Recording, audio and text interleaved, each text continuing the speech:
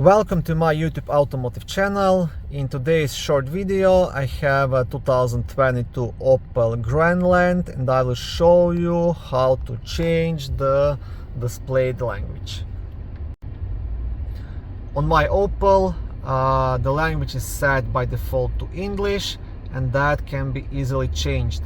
All you have to do, you have to access the main menu by pressing onto the set button, and now push onto the language icon, and here you can select any of the languages. Now there is a bunch of languages available: English, Deutsch, Spanish, Italian, Portuguese, Turkish, and so on. Or you can choose by the continents. You have Europe, Asia, or America. So all you have to do, if you want Deutsch for example, just press onto it, and that's all.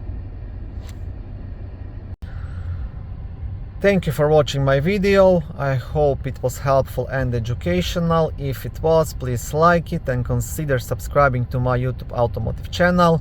On my channel there is lots of how-to videos, do-it-yourself videos, car reviews, product reviews, and other similar automotive topics.